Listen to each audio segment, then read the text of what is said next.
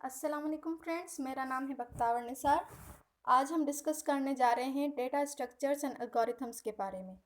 बहुत से ऐसे स्टूडेंट्स हैं जिनके कॉन्सेप्ट्स क्लियर नहीं होते। इस वजह से उन्हें आगे जाके डेवलपिंग और प्रोग्रामिंग में बहुत प्रॉब्लम्स आ रही होती हैं।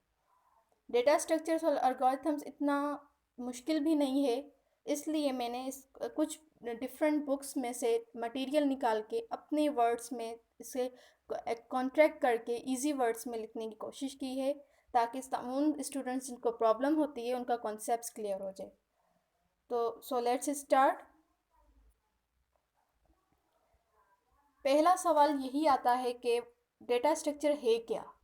जब भी हम कोई नई फील्ड चूज़ कर रहे होते हैं, किसी कोई नया सब्जेक्ट पढ़ रहे होते हैं, तो हमारा सबसे पहला सवाल यही होता है कि डेटा स्ट्रक्चर होता क्या है।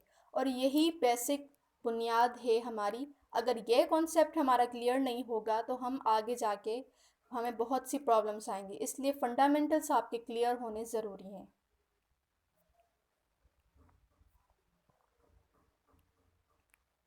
Organization of data in such a way in which we store, retrieve and process it efficiently. Data structure simple क्या है? डेटा की ऑर्गेनाइजेशन है। अब आप मैं सिंपल वर्ड्स में बताऊं कि स्ट्रक्चर क्या होता है। स्ट्रक्चर का मतलब है बनावट। फॉर एग्जांपल हम कोई घर बना रहे होते हैं, तो उसकी पहले हम स्ट्रक्चर बनाते हैं कि कितने रूम्स होंगे, कहाँ लिविंग रूम होगा, वॉशरूम किचन कहाँ लोकेटेड होंगे। मतलब हम उसका पहले स्ट्रक्चर बनाते हैं, उसके बाद हम उस पर काम कर रहे होते हैं। सिमिलरली इसी तरह ही डेटा के साथ है। यहाँ पे जब ह्यूज डेटा हो जाता है तो उसे ऑर्गेनाइज करना होता है, उसे ग्रुप करना होता है। तो उस तरीके से डेटा को ऑर्गेनाइज करना जहाँ हम आसानी से उस डेटा को स्टोर भी कर सकें, फिर जब हम एक्सेस करना चाहें तो एक्सेस कर सकें, और फिर डिफरेंट ऑपरेशन अप्लाई करके हम अपना डिज़ायर्ड रिजल्ट निकाल सकें उसको प्रोसेस करके। सिंपल इसी को कहते हैं डेटा स्ट्रक्चर। मतलब उस स्ट्रक्चर में जिस ऑर्गेनाइजेशन ऑफ डेटा हम जिस वे में हम डेटा को ऑर्गेनाइज करें।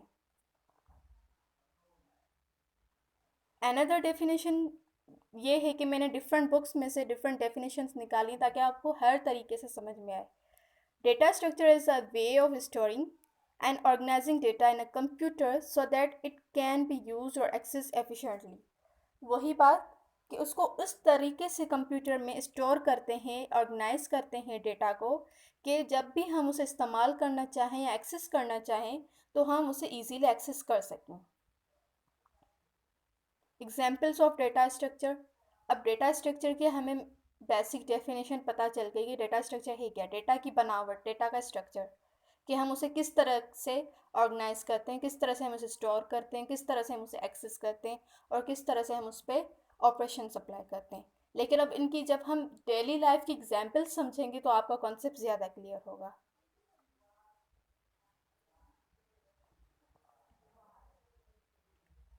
बिगेस्ट एग्जाम्पल ये देख लें आप, लाइब्रेरी। आपके पास शो हो रहा होगा कि यहाँ पर कुछ बुक्स हैं, इसे हम एलिमेंट्स कंसीडर कर लेते हैं।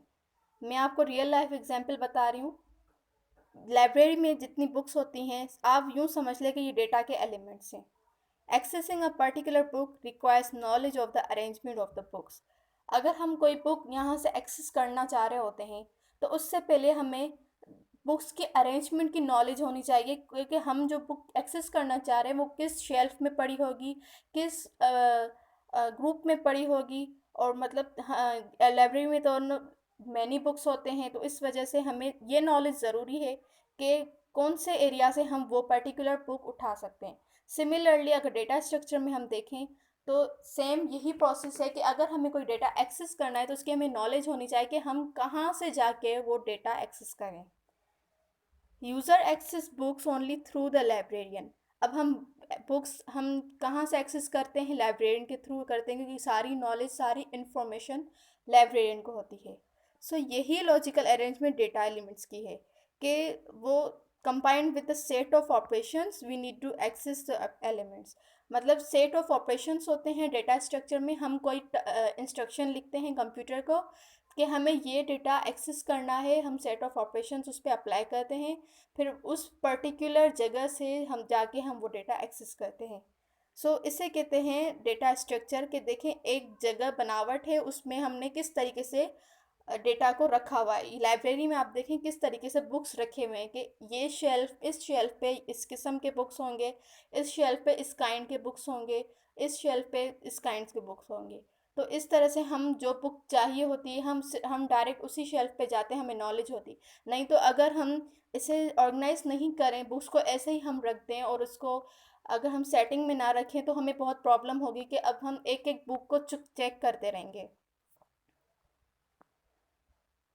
इसी तरह ये सिटी मैप है कि अगर हमें कोई किसी सिटी के बारे में इंफॉर्मेशन निकालनी होती है तो हम क्या कहते हैं, सबसे पहले हम मैप निकालते हैं कि पर्टिकुलर शहर कौन से प्रोविंस में है, कौन से मुल्क में है, कौन से कंट्री में है।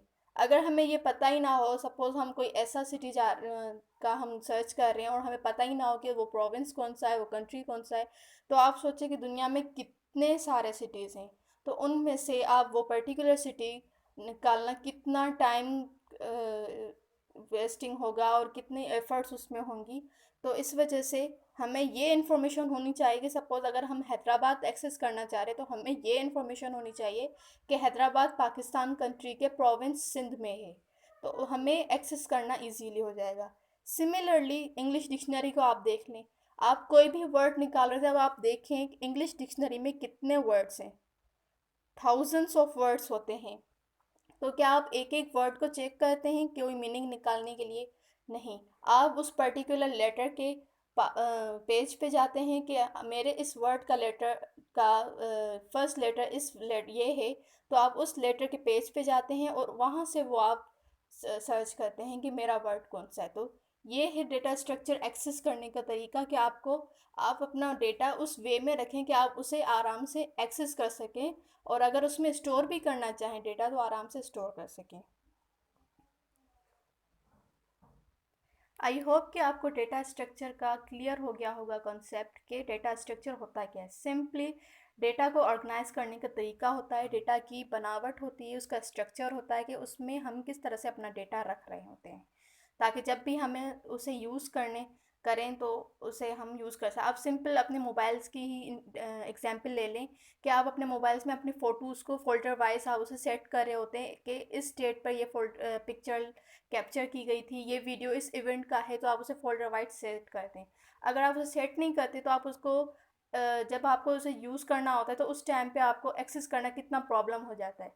तो हमें जो भी डेटा हम इवन लैपटॉप यूज़ कर रहे होते हैं, कंप्यूटर, मोबाइल, जो भी हम डेटा हमारे पास डेटा होता है, हम उसे अपने हिसाब से ऑर्गेनाइज कर रहे होते हैं ताकि हम उसे आराम से जब भी चाहें, हमें इन्फॉर्मेशन होती है कि हमने ये पर्टिकुलर पिक्चर कौन से फोल्डर में हमने रखी है, तो हम उसे एक्सेस करने में ईजीली होता है।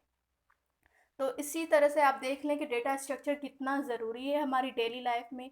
आप अगर चारों तरफ नज़र घुमाएं तो आपको हर चीज़ में डेटा स्ट्रक्चर नज़र की एग्जांपल्स नज़र आएंगी।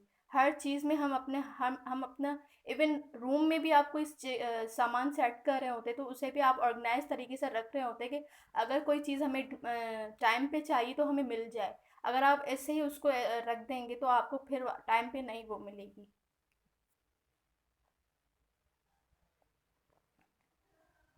Now let's come to algorithms.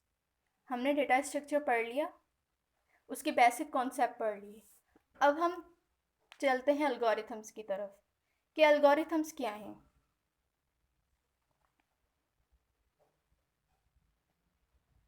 Algorithms are basically contribution of Muslim scientist Al Khwarizmi. आपको पता होगा हमारे जो मुस्लिम साइंसदान हैं उन्होंने बहुत सारी कंट्रीब्यूशंस दी।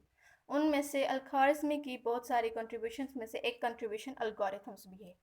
अब जनरली देखा जाए तो अल्गोरिथम्स नेम सुनने से ही पता नहीं बहुत सारे स्टूडेंट्स को प्रॉब्लम होती कि पता नहीं कौन सी चीज़ है, ये कौन सी बला है। ऐसा कुछ नहीं है, इट्स वेरी सिंपल। और अगर इसको मैंने बहुत ही सिंपल वर्ड्स में लिखा है। आगे चलते हैं। Algorithms is nothing but solving a problem step by step is called algorithms। अब जो नया स्टूडेंट होगा वो नेम सुन के सोचेगा यार पता नहीं क्या चीज़ है, ऐसा कुछ नहीं है। सिंपल, कोई भी प्रॉब्लम, XYZ, एनी प्रॉब्लम, कोई भी प्रॉब्लम, केमिस्ट्री का हो, फिज़िक्स का हो, मैथमेटिक्स का हो, डेली लाइफ का प्रॉब्लम हो, इवन प्रोग्रामिंग के जो प्रॉब्लम्स होते हैं, any problem step by step जिसे हम सॉल्व करें। कोई भी प्रॉब्लम आप एकदम से यूँ चुटकी बजा के सॉल्व नहीं कर सकते। इवन मैथमेटिक्स हम बचपन से पढ़ते हैं तो आपने देखा है कि ऑपरेशन अप्लाई करने के भी स्टेप्स होते हैं। पहले हम माइनस करेंगे, फिर हम प्लस करेंगे एंड सो ऑन। सो जो भी प्रॉब्लम होता है उसे हम स्टेप बाय स्टेप सॉल्व करते हैं, उसे ही एल्गोरिथम्स कहते हैं। और आप लोग शॉक हो गए, यू वॉन्ट बिलीव कि हम नर्सरी केजी से एल्गोरिथम्स करते आए हैं और हमें ये पता ही नहीं, क्योंकि simple step by step problems को सॉल्व करने को एल्गोरिथम्स कहते हैं। है ना इंटरेस्टिंग कि हम बचपन से एल्गोरिथम्स अप्लाई करते आए हैं हर चीज़ में। हम फिज़िक्स केमिस्ट्री पढ़ के आए हैं, उसके प्रॉब्लम्स हमने सॉल्व किए, तो वो सब क्या हैं, उनके स्टेप्स को हम क्या कहते हैं, उनके स्टेप्स को हम एल्गोरिथम्स कहते हैं। A set of steps to achieve a desired results. Problem हम सॉल्व करते हैं ऑफ कोर्स किसी पर्टिकुलर रिजल्ट के लिए। कोई डिज़ायर्ड रिजल्ट चाहिए होता है तो हम उस प्रॉब्लम को सॉल्व करते हैं। तो जो स्टेप्स होते हैं उनके सेट को, मतलब एक प्रॉब्लम है उसके 3 स्टेप्स हैं कि 3 स्टेप्स के बाद ये प्रॉब्लम हमारे पास ये आंसर आएगा। तो उन 3 स्टेप्स के सेट को हम क्या कहते हैं, एल्गोरिथम। कि इस प्रॉब्लम को सॉल्व करने का एल्गोरिथम ये है। कोई आपसे पूछे कि भाई इस प्रॉब्लम को सॉल्व करने का एल्गोरिथम क्या है, सो आप कंफ्यूज ना हो, आप सिंपल उसके स्टेप्स बताएंगे कि इस प्रॉब्लम का एल्गोरिथम ये है कि फर्स्ट स्टेप आप इस तरह करें, सेकेंड स्टेप आप ये फॉलो करें, थर्ड स्टेप ये करें एंड आपका डिज़ायर्ड रिजल्ट आ जाएगा। Simple. A set of instructions to perform a specific task. ये डिफरेंट बुक्स की मैंने वेरी सिंपलाइज फॉर्म में डेफिनेशंस निकाली हैं और हर तरह से आपको बता रही हूँ। मैंने सिर्फ एक डेफिनेशन ले लिखी, मैं डिफरेंट बुक्स की लिख रही हूँ ताकि आपको अंदाज़ा हो कि मुख्तलिफ बुक्स में सिर्फ वर्ड्स आगे पीछे होते हैं, मीनिंग सेम होती है, कंसेप्ट वही होता है। अ सेट ऑफ इंस्ट्रक्शंस ऊपर लिखा हुआ था, सेट ऑफ स्टेप्स, बात एक ही हुई। Set of instructions to perform a specific task. Instructions हम कंप्यूटर लैंग्वेज में यूज़ कर रहे होते हैं, हम प्रोग्रामिंग में यूज़ कर रहे होते हैं। डेली लाइफ में बोले तो हम स्टेप्स बोल देंगे, और अगर हम कंप्यूटर लैंग्वेज में बोलें तो हम इंस्ट्रक्शंस बोलेंगे। सो जस्ट वर्ड्स का डिफरेंस है एंड मीनिंग दोनों की सेम है।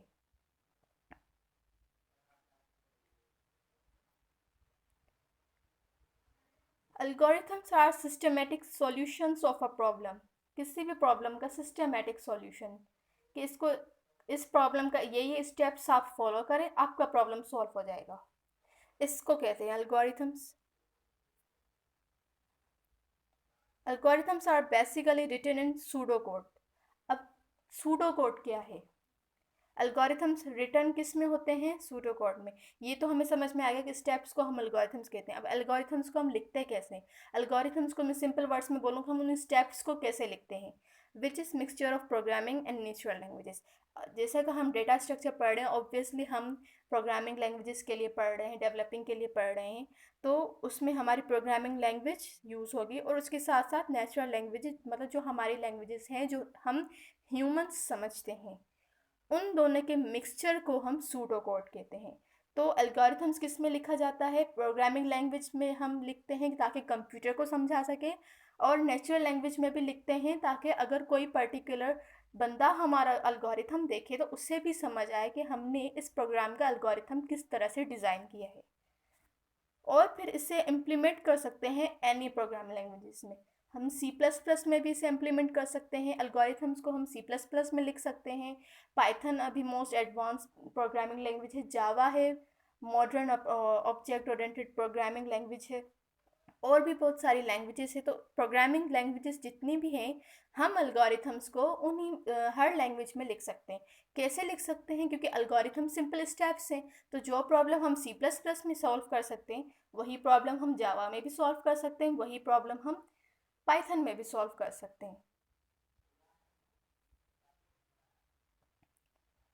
आई होप आपको कॉन्सेप्ट्स एल्गोरिथम्स के भी क्लियर हुए होंगे। अब हम चलते हैं एल्गोरिथम्स के एग्जाम्पल्स की तरफ। जब हम डेली लाइफ के एग्जाम्पल्स पढ़ेंगे तब भी हमारा कॉन्सेप्ट क्लियर होगा, क्योंकि बुकिश लैंग्वेज पढ़ने से समझ काफ़ी स्टूडेंट्स को आ भी जाता है लेकिन मज़ा नहीं आएगा, और मतलब आपका बिल्कुल हज़म हो जाना चाहिए टॉपिक वो आपको। तो इस वजह से मैं कोशिश करती हूँ कि हर टॉपिक में मैं डेली लाइफ एग्जाम्पल ज़रूर रखूँ, ताकि हम उससे रिलेट कर सकें, क्योंकि हम ये सारी चीज़ें क्यों पढ़ रहे हैं, क्योंकि ये सारी चीज़ें हमारे सराउंडिंग्स होती हैं, हमारी डेली लाइफ में होते हैं, तभी हम ये चीज़ें पढ़ रहे हैं। अगर कोई नई चीज़ होती तो हम इसे क्यों पढ़ें, जब ये हमारे लाइफ में काम ही ना आए तो हम इसे क्यों पढ़ें।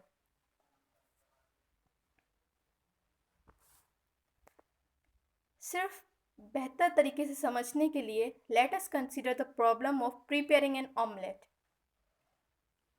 ऑमलेट बनाने का सपोज हम कंसीडर करते हैं कि हमारे पास प्रॉब्लम है। प्रॉब्लम मीन्स कि कोई टास्क है। प्रॉब्लम ये नहीं कि कोई इशू हो। ये प्रोग्रामिंग लैंग्वेज में प्रॉब्लम ऐसे नहीं कहते, प्रॉब्लम हम टास्क को भी कहते हैं कि हमें कोई काम परफॉर्म करना है। तो सपोज हमें एक ऑमलेट बनाना है, तो ऑमलेट बनाने के लिए जर्नल स्टेप्स, अगर इसे मैं अपनी लैंग्वेज में बोलूँ जर्नल एल्गोरिथम क्या होगा, तो क्या मैंने कुछ अलग बोला? नहीं, मैंने सेम बोला।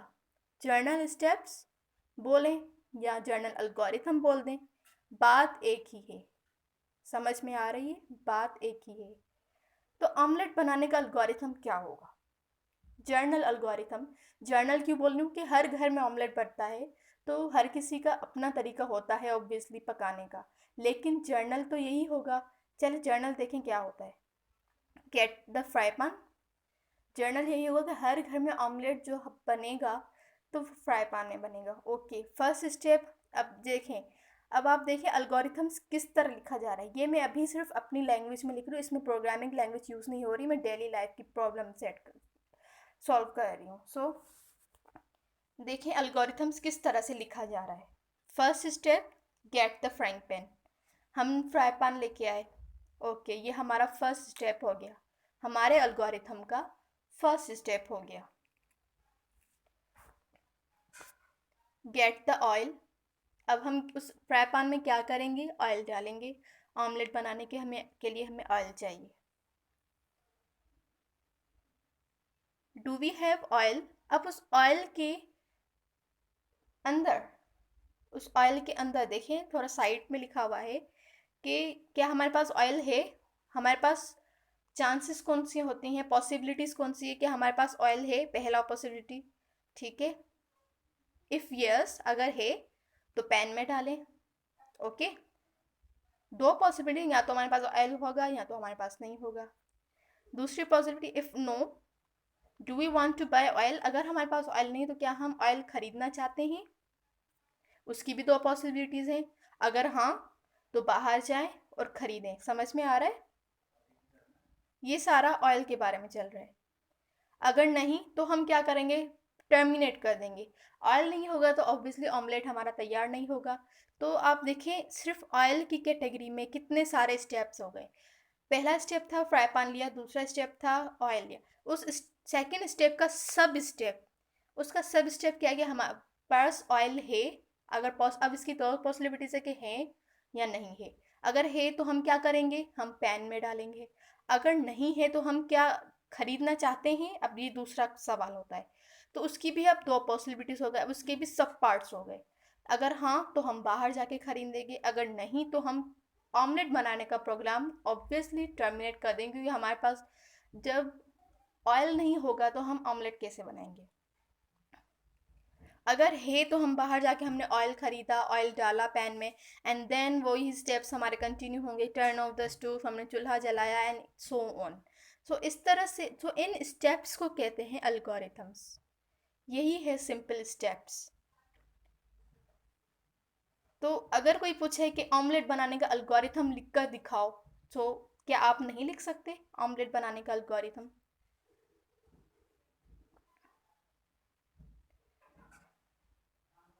What we are doing is, हम क्या कर रहे हैं, फॉर अ गिवन प्रॉब्लम, हमें जो टास्क दिया गया है, अभी हमारे पास टास्क क्या है कि हमें ऑमलेट बनाना है।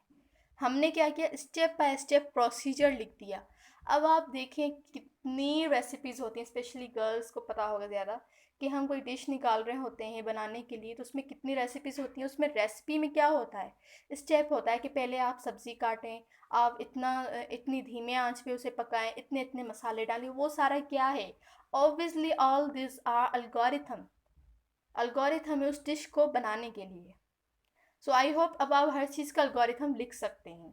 आप किसी भी डिश का अल्गोरिथम लिख सकते हैं। आप किसी भी प्रॉब्लम का, आप किसी भी चीज़ में एक्सपर्ट हैं तो आप उसका अल्गोरिथम लिख सकते हैं। सिंपल अल्गोरिथम क्या, स्टेप्स। मैं आपसे पूछूं मुझे इस चीज़ का अल्गोरिथम बता दें ताकि मैं भी अप्लाई करूं। अल्गोरिथम क्यों पढ़ा जाता है, क्योंकि सारी चीज़ें अल्गोरिथम्स पर डिपेंड करती है। अगर हमें किसी चीज़ के स्टेप्स पता ना हो तो हम उसे कैसे अप्लाई करेंगे। आपने फिल्मों में देखा होगा, इवन रियल लाइफ में भी होता है कि जो बड़ी बड़ी कंपनीज होती हैं वो अपने प्रोडक्ट्स के फार्मूलाज नहीं देते। उसे मतलब अगर देते हैं तो बहुत बड़ी कीमत में उसे सेल कर रहे होते हैं। क्यों ऐसा होता है, क्योंकि वो ऑल दिस आर एल्गोरिथम। हमें वो एल्गोरिथम चाहिए होते हैं, और उन एल्गोरिथम को जब तक हम अप्लाई नहीं कर फॉलो नहीं करेंगे तो वही सेम चीज़ नहीं अप्लाई कर सकते।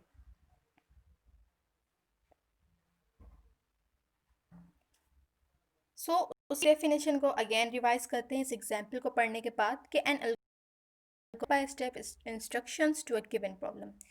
अल्गोरिथम कुछ भी नहीं है, सिर्फ स्टेप्स को कहते हैं। किसी भी प्रॉब्लम के स्टेप्स को अल्गोरिथम कहते हैं। है ना बच्चों वाली चीज़। और हम इस पे कितना परेशान होते हैं कि पता नहीं क्या एल्गोरिथम, पता नहीं क्या है data structure. So I hope आपको समझ में आया होगा। मैंने इसीलिए इतनी मेहनत से ये स्लाइड्स मैंने खुद बनाई हैं। डिफरेंट बुक्स को रीड करके मैंने सिंपलेस्ट डेफिनेशन, सिंपलेस्ट मटेरियल निकाला है आपके लिए, ताकि आपका कॉन्सेप्ट क्लियर हो सके। यही फंडामेंटल कॉन्सेप्ट्स हैं। आपको अलगोरिथम, डेटा स्ट्रक्चर की बेसिक डेफिनेशन पता है तो आप आगे आराम से काम कर सकते हैं। आपसे अगर कोई यही पूछ लगे डेटा स्ट्रक्चर क्या, एल्गोरिथम क्या, आपको ये ना पता हो तो मज़ा नहीं आएगा। So let's move. ओके, अभी हमने डेली लाइफ का प्रॉब्लम डिस्कस किया था। अब हम प्रोफेशनल प्रॉब्लम डिस्कस करते हैं, प्रोग्रामिंग का। जब हम इस प्रोग्राम को रन करेंगे, अब देखें, इसे मैं थोड़ा जूम कर लेती हूँ ताकि आपको आराम से समझ में आए। ओके, सो एक कमांड हमने पहले दी। अब ये सारे command, loop, loop again command, ये सारे साइड पे जो लिखे हुए हैं ये सब क्या है, स्टेप्स हैं। ये स्टेप्स क्या कर रहे हैं, पहले हमने इंस्ट्रक्शन दी प्रोग्रामिंग लैंग्वेज में कंप्यूटर को कि एक सर्कल बनाए। ओके, ये फर्स्ट कमांड हमने दी, पहला स्टेप हमने ये किया। सेकेंड स्टेप हमने लूप अप्लाई किया। प्रोग्रामिंग स्टूडेंट्स को लूप के बारे में अच्छे से अंदाज पता होगा कि लूप क्या होता है। लूप कुछ नहीं, रिपीटेशन होती है किसी भी इंस्ट्रक्शन की। अब एक इंस्ट्रक्शन को हम 2 बार 3 बार लिखें, इससे अच्छा हम उसे एक बार लिखेंगे, लूप अप्लाई करेंगे, फिर जितनी मर्जी चाहें उसे रिपीट करवा सकते हैं। सो रिपीट के ब्लॉक में लिखा हुआ है 2 टाइम्स। अब रिपीट होगा कितनी दफ़ा, 2 दफ़ा। क्या रिपीट हमने करना है, ड्रॉ एंड एयर, कान बनाने हैं। ओके, वो कितनी दफ़ा बनेंगे, 2 दफ़ा बनेंगे। एक हमने ये लूप बनाया, ये हो गया स्टेप 2। अब थर्ड स्टेप की तरफ आते हैं। लूप, अगेन लूप अप्लाई किया है, रिपीट कर रहा है कितनी दफ़ा, 2 दफ़ा। और बनाना क्या है, ड्रा एंड आई, छोटी सी 2 आंखें बनानी है। आंखें कितनी दफ़ा बनेंगी, 2 दफ़ा। हमने लूप अप्लाई किया, वो 2 दफ़ा रिपीट करेगा। ये हमारे 3 स्टेप्स हो गए। फोर्थ स्टेप हमारा क्या है, command add a triangular nose and whiskers. अब क्या है कि ट्राइंगुलर नोज हमने कमांड दे दी, इंस्ट्रक्शन दे दिया कि नाक और उसकी जो है विस्कर्स बनाए। Fifth command add a mouth. And sixth step जो है, रिपीट कर रहा है again 2 times, draw an eyeball in the eye circle. Eye के बीच में जो सर्किल है उसमें आई बॉल बनाना है। एंड लास्ट स्टेप जो है 2 दफ़ा रिपीट हो रहा है सेम, कि draw a triangle inside and ear, कान के अंदर एक छोटा सा ट्राइंगल। सो ये हो गए स्टेप्स एक प्रोग्राम के। अब सपोज ये प्रोग्राम किस चीज़ का था, हमें एक केट का फेस बनाना through a program. So programming में ये सारे स्टेप्स होते हैं कि हमने पहले कमांड इस्तेमाल की, फिर लूप यूज़ किए 2 बार, फिर 2 बार हमने कमांड लिखे। ये सारे क्या हैं? स्टेप्स हैं। इनको हम कहते हैं एल्गोरिथम। अगर अब कोई आपसे कहे कि इस कैट को बनाने का मुझे एल्गोरिथम दें, तो क्या आप इस कैट को का एल्गोरिथम दे सकते हैं? ऑफ कोर्स दे सकते हैं, क्योंकि क्या है, सिंपल आपने उसको स्टेप्स बता दिए कि पहले ऐसे करें, फिर ऐसे करें, फिर ऐसे करें, फिर ऐसे करें। ओके। आई होप आपको डेली लाइफ प्रॉब्लम और प्रोग्रामेटिकल प्रॉब्लम दोनों समझ आए होंगे। अगर आपको कोई चीज़ समझ में ना आई हो तो आप मुझे कमेंट कर सकते हैं। I will reply. ओके। मैं आपको अगेन टाइम देके इसे क्लियर कर दूंगी अगर कोई चीज़ आपको समझ में ना आए। लेकिन मेरी कोशिश यही होगी कि आपको हर चीज़ समझ में आ जाए, और मैं बहुत ही इसे स्लोली लेके चल रही हूँ ताकि आपको हर चीज़। अब एल्गोरिथम की पिक्चर है ये, अब तो आपको समझ में आ गया होगा एल्गोरिथम क्या है। इट्स ऑल अबाउट स्टेप्स, और स्टेप्स में ये प्रोग्रामिंग के इंस्ट्रक्शंस होती हैं, तो उसे हम एल्गोरिथम कहते हैं, क्योंकि हम जो भी टास्क परफॉर्म करना होता है तो हम उसे किसी न किसी लैंग्वेज में लिख रहे होते हैं, और कंप्यूटर के लिए हमें प्रोग्रामिंग लैंग्वेज ही यूज़ करनी होती है। एक्स वाई जेड वो कोई सी भी लैंग्वेज हो, लेकिन कंप्यूटर को बताने के लिए, उससे समझाने के लिए हमें प्रोग्रामिंग लैंग्वेज यूज़ करनी पड़ेगी। ओके। हमने पढ़ लिया डेटा स्ट्रक्चर, हमने पढ़ लिया एल्गोरिथम कि ये दोनों होते क्या हैं। अब इन दोनों को हम साथ में क्यों पढ़ते हैं? डेटा स्ट्रक्चर एंड एल्गोरिथम्स, इन दोनों को हम साथ में क्यों पढ़ते हैं? क्या ये दोनों सेम हैं? ये सवाल भी बहुत से स्टूडेंट्स के जहन में आता है, क्योंकि बहुत कंफ्यूजन खड़ी कर देता है।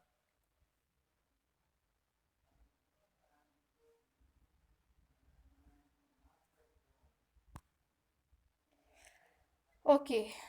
अभी हम पढ़ते हैं डेटा स्ट्रक्चर और एल्गोरिथम्स को दोनों साथ में, कि ये दोनों को हम साथ में क्यों पढ़ते हैं। बेसिकली डेटा स्ट्रक्चर्स, अभी हमने पढ़ा तो आपको अंदाज़ा होगा, डेटा स्ट्रक्चर्स में हम डेटा को ऑर्गेनाइज कर रहे होते हैं।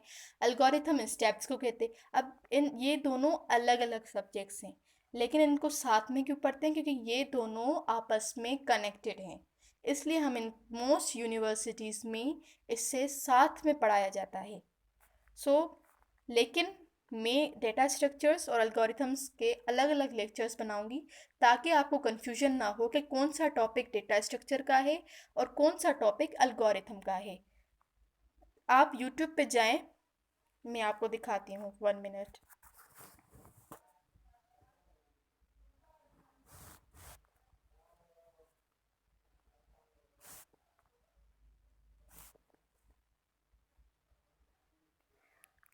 ओके। सो ये मेरा यूट्यूब चैनल है टेक हब के नाम से, और इसे मैंने 1-2 वीक पहले ही बनाया है, इसलिए अभी तक मेरे 15 सब्सक्राइबर्स इसमें आपके पास शो हो रहे होंगे। सो ये वीडियोस मैं आपके लिए ही बना रही हूँ कि आप लोगों को कंसेप्ट्स क्लियर भी हों, आपको जो भी प्रॉब्लम्स हैं वो सारे आपके इश्यूज रिजॉल्व हों, और आपको अगर मेरी वीडियोस, मेरी मेहनत में पसंद आएगी तो इससे ऑफ कोर्स मुझे मोटिवेशन मिलेगी। सो प्लीज़, अगर आपको मेरी वीडियो पसंद आई हो तो काइंडली मुझे सब्सक्राइब कीजिएगा, आपको इस तरह की बहुत सी वीडियोस मिलती रहेंगी। तो ये मेरे चैनल है, इस पे आप जाएंगे प्लेलिस्ट पे, प्लेलिस्ट में देखें एल्गोरिथम्स का मैंने अलग से प्लेलिस्ट बनाया हुआ है, और डेटा स्ट्रक्चर का अलग से। बहुत सी यूनिवर्सिटीज़ में एल्गोरिथम्स और डेटा स्ट्रक्चर साथ में पढ़ाया जाता है, क्योंकि ये दोनों आपस में बहुत ही स्ट्रांगली कंबाइन हैं, कनेक्टेड हैं। अब वो कैसे कनेक्टेड है मैं आपको अभी बताती हूँ, लेकिन आप लोगों को कन्फ्यूजन ना हो कि कौन सा टॉपिक एल्गोरिथम का है, कौन सा टॉपिक डेटा स्ट्रक्चर का है, और दोनों मिक्सअप हो जाएंगे, इसलिए मैंने अलग अलग प्लेलिस्ट बनाई है ताकि आपको कोई प्रॉब्लम ना हो। ओके।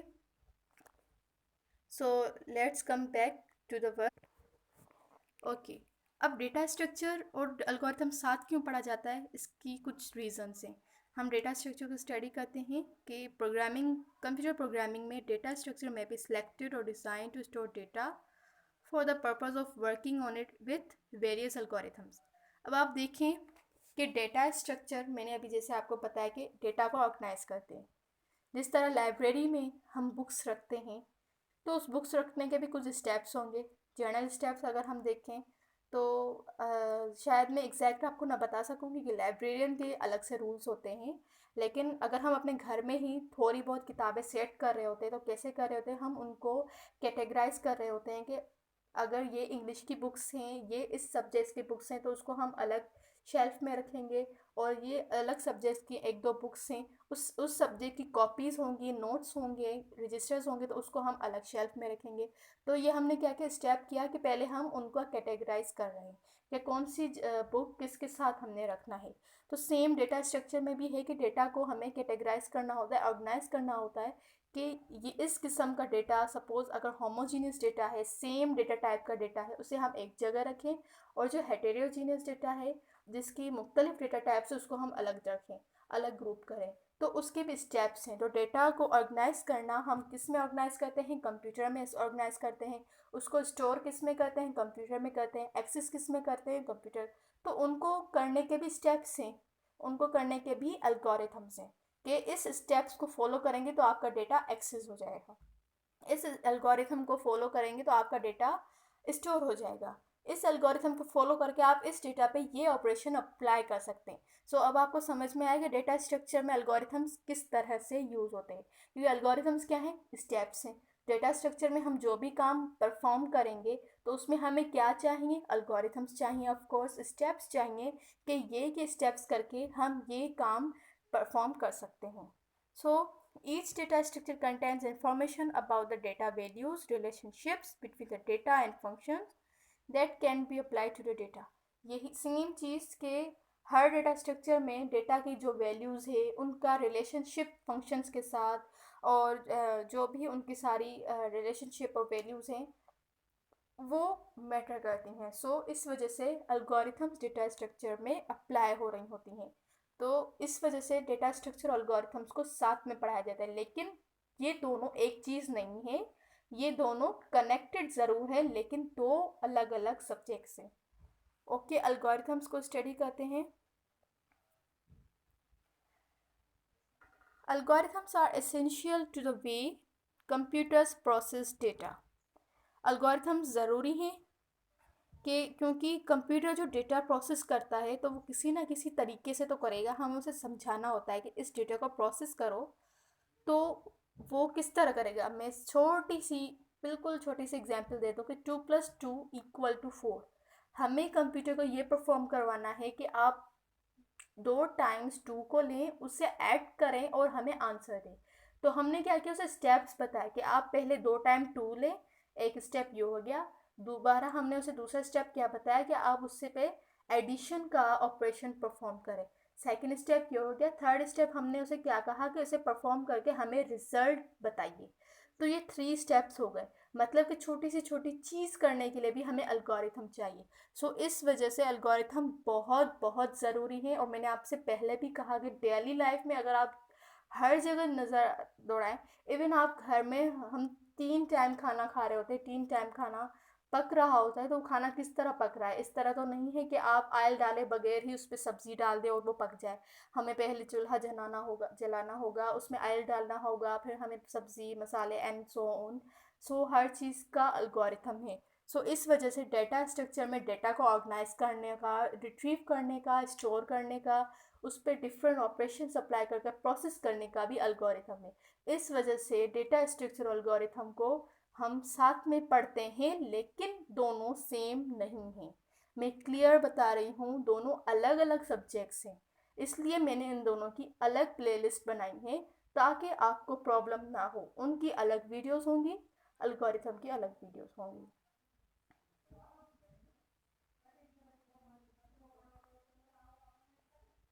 ओके, अब मैं जस्ट लास्ट थिंग से अपने इस वीडियो को वाइंड अप करूँगी। According to Nicholas Wirth Niklaus Wirth, father of computer science and creator of Pascal language, उसके मुताबिक उसके मुताबिक algorithms plus data structures equal to program। कोई भी प्रोग्राम बिना एल्गोरिथम के नहीं बन सकता, अब तो आपको समझ में आ गया होगा। और प्रोग्राम जो भी हम बना रहे होते हैं तो उसमें डेटा हमें ज़रूर चाहिए होता है। कंप्यूटर के पास डेटा नहीं होगा तो वो परफॉर्म किस पे करेगा। अभी मैंने जैसे बताया कि 2 को ऐड करके 4 का हमें रिजल्ट चाहिए, तो 2 हमारे पास क्या है, डेटा। 4 क्या है, also a data.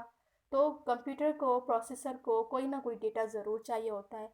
So algorithms plus data structures he combine होके मिलकर बनाते हैं एक प्रोग्राम। एक प्रोग्राम क्या होता है, कंप्यूटर को टास्क परफॉर्म करने के लिए उसे इंस्ट्रक्शंस होती हैं, उसे समझाते हैं उसकी लैंग्वेज में। सो अब आपको अंदाज़ा हो गया होगा कि अल्गोरिथम्स और डेटा स्ट्रक्चर जो है कितने स्ट्रांगली बॉन्डेड हैं आपस में, इसलिए बहुत सी यूनिवर्सिटीज़ में इन्हें साथ पढ़ाया जाता है।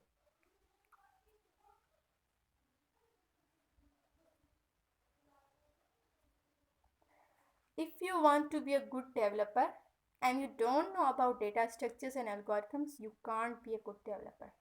सो अब आपको अंदाज़ा हो गया होगा कि अगर आप कोई अच्छे डेवलपर बनना चाहते हैं, XYZ किसी भी लैंग्वेज के, अगर आपको डेटा स्ट्रक्चर्स और एल्गोरिथम्स का कंसेप्ट क्लियर नहीं होगा, अगर आपको उनके बारे में नहीं पता, तो आप अच्छे डेवलपर नहीं बन सकते, क्योंकि कोई भी प्रोग्राम एल्गोरिथम्स और डेटा स्ट्रक्चर के बिना नहीं बन सकता।